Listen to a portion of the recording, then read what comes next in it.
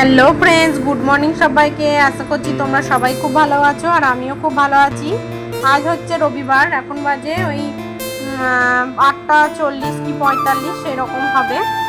তো আগের দিন রাতে এই যে বাসনগুলো দেখলে, ওই অতগুলো বাসন সমস্ত কিছু ধুয়ে ওই র্যাকটা পরিষ্কার করে রেখেছিলাম। আর এদিকে দেখো সকাল সকাল উঠে ব্ল্যাঙ্কেটটা আমি ওখানে মিলে দিয়েছি। আর এদিকে মেয়ে আর বড়বাবু এখনও ঘুমাচ্ছে। তবে বাইরের পরিস্থিতি দেখে মনে হচ্ছে যেন রোদ উঠবে না, তবে মেঘলা মেঘলা ভাব আছে এখন। আর এদিকে দেখো আমি এখন ঘরটা ঝাড়ু দিয়ে নিয়েছি আর বাসনগুলো সব জায়গা মতো গুছিয়ে রেখেছি। আর ওইদিকে কুকারের মধ্যে কলাই সিদ্ধ করতে দিয়েছি মুড়ি খাওয়ার জন্য। আর এদিকে র্যাকটাও দেখো গুছিয়ে নিয়েছি। আর এদিকে আমি জামা কাপড়টাও সার্ফের মধ্যে ভিজিয়ে রেখেছি। অনেকগুলো জামা কাপড় ছিল, আর যেহেতু সানডে সেই জন্য বড়বাবুর ইউনিফর্মও ছিল, তার সঙ্গে আরও কিছুটা জামা প্যান্টগুলোই ছিল বেশিরভাগটাই। তো সমস্তগুলোই কাচাকুচি করবো, ওই জন্য ভিজিয়ে রেখেছি। আর এখন ব্রাশ করছিলাম। তো দেখো স্নান টান করে মুড়ি খাওয়া দাওয়া করে অনেকটা টাইম পর চলে এসেছি। এখন ভাতটা হয়ে গেছে, এখন 12টারও বেশি বেজে গেছে আজকে। আমি উঠেছিলাম আজকে সকালে 6:30 নাগাদ। তারপর আমি দেখলাম যে আর একটু শুয়ে পড়ি, কেননা এত তাড়াতাড়ি উঠে কী করবো, সেই কারণে আবার শুয়ে পড়েছিলাম। তো তারপর 8:36 বাজছিল তখন আমি উঠেছিলাম। তবে বড়বাবুরা 10টার দিকে উঠেছিল, ওদেরকে আমি আজকে আর ডাকিনি। তো স্নান টান করে আসার পর তারপর বড়বাবু উঠেছিল। তো দেখো এখন যেহেতু দেরিতে উঠেছে, সেহেতু বাজারে গেছিলো অনেকটা লেটে, সেই কারণে এই যে এখন 12টার সময় চলে এসেছি রান্না করতে। আমার তো মশলা বাটাই থাকে, শুধু আলু পেঁয়াজ টমেটোটা কাটাকুটি করার পর মাংসটা ধুয়ে নিয়ে এখন রান্না করার জন্য চলে এসেছি। তো দেখো প্রথমেই আলুগুলো ভেজে তুলে রেখেছি। তারপর কড়াই দিয়ে দিয়েছিলাম তেলের মধ্যে দিয়েছিলাম গোটা গরম মশলা, চিনি, তেজপাতা, ফোড়ন দিয়েছিলাম। তারপরে এই যে কেটে রাখা পেঁয়াজ কুচিগুলো দিয়ে দিলাম। তারপরে এই যে পেঁয়াজের মধ্যে দিয়ে দিয়েছি একটু লবণটা দিয়ে ভালোভাবে নাড়াচাড়া করে পেঁয়াজটা তাড়াহুড়ো করে ভেজে নেব। তো দেখো পেঁয়াজটা একটু ভাজা ভাজা ওইদিকে হতে শুরু করেছে, আর এদিকে আমি মশলাটা রেডি করে নিচ্ছি। তো দিয়ে দিয়েছি দেখো অল্প একটু রসুন বাটা ছিল, সেই ডাব্বার মধ্যেই নিয়ে নিলাম কিছুটা আদা বাটা। তারপর দিয়ে দিচ্ছি কাঁচা লঙ্কা বাটা, দিয়ে দিচ্ছি হলুদ গুঁড়ো, দিয়ে দিচ্ছি জিরের গুঁড়ো, দিয়ে দিলাম কাশ্মীরি লঙ্কার গুঁড়ো। এই দেখো পেঁয়াজটা আবার একবার নাড়াচাড়া করে দিলাম।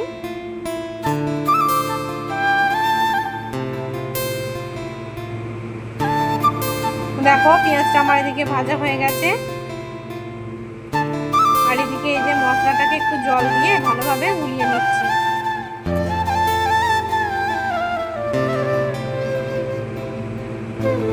দেখো পেঁয়াজ তো ভাজা হয়ে গেছে, এখন আমি এই যে মশলাটা দিয়ে দিলাম। দেখো নাড়াচাড়া করে মশলাটাকে কষিয়ে নিচ্ছি। তারপরে এই যে দিয়ে দিলাম কেটে রাখা টমেটো, দিয়ে আবারও ভালোভাবে নাড়াচাড়া করে নিলাম। মশলাটা কিছুটা কষিয়ে নেওয়ার পরে এই যে কেটে রাখা মাংসটা, ধুয়ে রাখা মাংসটা দিয়ে দিলাম। দেখো মাংসটা দিয়ে এবারে ঢাকা চাপা দিয়ে ভালোভাবে কষিয়ে নেব। আজকে আর কুকারে দেবো না, আজকে পুরো রান্নাটাই কড়াইয়ের মধ্যেই করবো। তো দেখো ভালোভাবে ঢাকা চাপা দিয়ে মাংসটাকে সেদ্ধ করে নেব।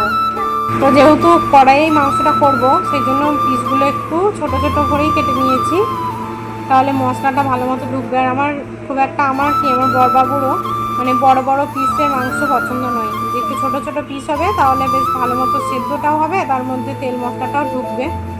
তো দেখো মশলাটা দিয়ে মাংসটা কিছুক্ষণ কষিয়ে নেওয়ার পরে এখন দিয়ে দিলাম ভেজে রাখা আলু, আর দিয়ে দিলাম চর্বি। তো দেখো এখন আবার একটু ঢাকা দিয়ে দিলাম।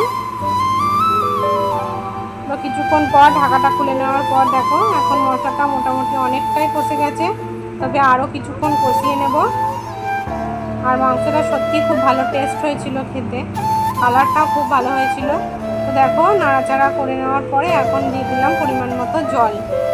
গরম জল দিলে ভালো হতো, কিন্তু গরম জল আমি আর দিইনি, যেহেতু অনেকটা লেট হয়ে গেছে, 1টা বেজে গিয়েছে, সেই কারণে আমি এখন ঠান্ডা জলই দিয়ে দিলাম। দেখো ভালোভাবে নাড়াচাড়া করে মিশিয়ে নিচ্ছি। এদিকে দেখো রান্নার দিকে মাংসটা ওদিকে হচ্ছে, আর এদিকে আমি জামা কাপড়গুলো ভাঁজ করে নিলাম, আর এদিকে কয়েকটা রেখেও দিয়েছি তুলে। আর এদিকে বরবাবু যেহেতু বাজার লেটে গেছিলো, আমি সকাল সকাল পুজোটা করে নিয়েছিলাম, তাই লেটে ফুলমালাটা নিয়ে এসেছে। আর এদিকে মেয়ে খেলছে, আর এখানে যে কয়েকটা জামা কাপড় শুকায়নি সেইটা এদিকে আমি মেলে দিয়েছি।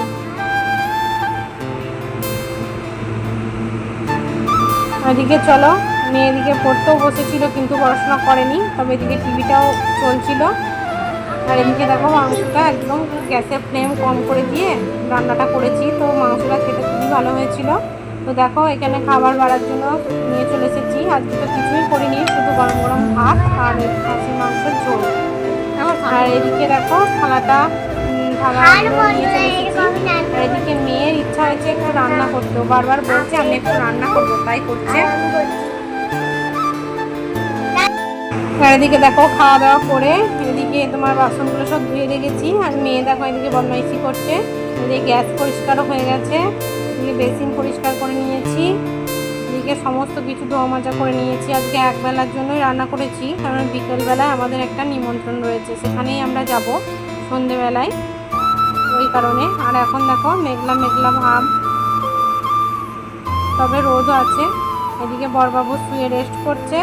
আর এদিকে দেখো আমরা সন্ধ্যেবেলা এখন রেডি হয়ে গেছি, সেখানে চলেও এসেছি। তো দেখো এই মামিমা বলি আমরা, তো মামিমার বাড়িতে কত গাছ লাগানো, দেখো কত সুন্দর লাগছে। তবে আমাদেরকেও কিছু গাছ দিয়েছে, আর পরের আরও একদিন আসবো আমরা, না হলে একটা দাদা ভাই তো আমাদের পাশের ঘরে থাকে, সেই দাদারই মামার বাড়ি এটা, তা ওই দাদা ভাই এসে আরও কিছু গাছ নিয়ে যাবে। তো এই দেখো গাছগুলো দেখছিলাম, খুবই সুন্দর লাগছিল, খুবই সুন্দর পরিবেশ, আর ওনাদের বাড়িটাও খুব সুন্দর, সেখানেই আমরা ঘুরতে গেছিলাম। তো সেখানে রাতে খাওয়া দাওয়াটা করেই আমরা বাড়ি ফিরেছিলাম। তবে আমরা গিয়েছিলাম ওই 8:30 নাগাদ, আর এসেছিলাম 11টার দিকে। তবে আমাদের খুবই ভালো লেগেছে, মানে বাড়ি পৌঁছাতে পৌঁছাতে 11:30 মতো বেজে গেছিলো। তো দেখো এই শাকটা, লাল শাকটা যেটা দেখলে তোমরা, এই শাকগুলো আমাদেরকে দিয়েছে। আর পুঁই শাকের জন্য বলছিল, কিন্তু আমরা নিইনি, কেননা একই দিনে দুটো শাক নিলে কোনটা খাবো কোনটা না খাবো এরকম হয়ে যাবে, সেই কারণে বলেছি যে পরে কোনো একদিন নিয়ে যাব। তো দেখো ওপরে এই যে একটা ঘর রয়েছে এখানে, আর নিচেতেও রয়েছে দুটো রুম, মানে একটা ডাইনিং হল আর একটা রুম রয়েছে। তো দেখো সিঁড়ির ধারে ধারেও কত গাছ লাগানো রয়েছে, এদিকে ব্যালকনিতেও কিছুটা রয়েছে। তো আমরা এই গাছগুলো দেখছিলাম এখন এদিকে। দেখো এদের পরিবেশটাও খুব ভালো। আর এদিকে দেখো মেয়ের আবদার জেঠুর কাছে, এদিকে দেখো রাতের খাবারও চলে এসেছে। তো কত কিছু বানিয়েছিল দেখো, স্যালাড রয়েছে, নান, পনিরের সবজি ছিল, ডাল ছিল, এদিকে তরকা, এদিকে ছিল কাঁচকলা আলু, কাঁচকলা কোফতা করে আলু দিয়ে সবজি, আর এদিকে একটা মিষ্টি মানে রসগোল্লা ক্ষীরের মধ্যে দিয়ে, মানে তো আজকের দিনটা এইভাবেই কাটালাম, আর খুব সুন্দরভাবে কাটলো আজকের দিনটা। এখনকার মতো